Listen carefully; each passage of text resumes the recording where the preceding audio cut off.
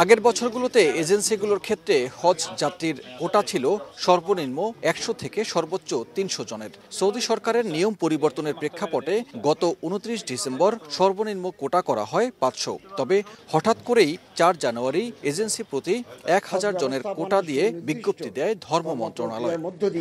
সমাপ্ত হয়ে থাকে। মন্ত্রণালয় জানিয়েছে, সৌদি সরকার এজেন্সির প্রতি কোটা ২,০০০ করেছিল।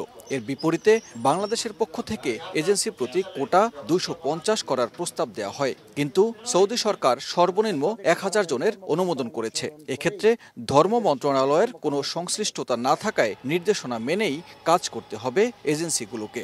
জেদ্দায় সৌদি হজ ও উমরা মন্ত্রণালয়ের মাননীয় মন্ত্রী ডক্টর তৌফিক বিন ফৌজান আল রাবিয়ার সাথে অনুষ্ঠিত সভায় আমি তাকে কয়েকবার এজেন্সি প্রতি ন্যূনতম হজযাত্রীর সংখ্যা গত বছরের ন্যায় ২৫০ জন করার বিশেষ অনুরোধ করি।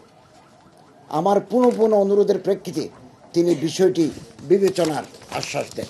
হজ যাত্রীদের জন্য সেবাদানকারী কোম্পানি ও তাঁবু এলাকা নির্বাচন, মক্কা ও মদিনার হজ যাত্রীদের জন্য বাড়ি এবং হোটেল ভাড়া, ক্যাটারিং ও কোম্পানির সঙ্গে চুক্তি সম্পাদনের জন্য ৮ জানুয়ারি বাংলাদেশকে চিঠি দেয় সৌদি সরকার।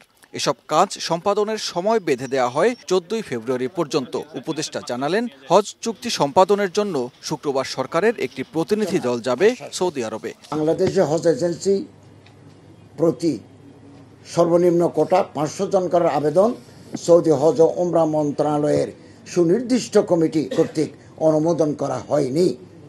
অর্থাৎ বাংলাদেশ এজেন্সি প্রতি ন্যূনতম হজযাত্রী ১,০০০ জনই থাকবে।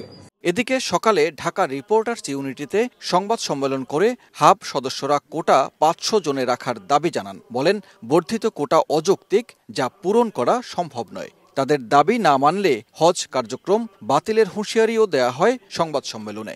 ১,০০০ হাজিদেরকে সঠিকভাবে সেবা দিতে পারবেন না। সরকারের নির্দেশনায় ৫০০ কোটা আমরা করে ফেলেছি, সেটা যেন বহাল থাকে। ২০২৫ সালের হজের জন্য বাংলাদেশের কোটা ১,২৭,০০০-এর মধ্যে নিবন্ধন করেছেন ৮৭,১০০ জন। এরই মধ্যে এজেন্সিগুলোর জমা দেয়া ৭৪ মিলিয়ন রিয়ালও সৌদি সরকারের কাছে পাঠানো হয়েছে। সানবীর রুপল, সময় সংবাদ, ঢাকা।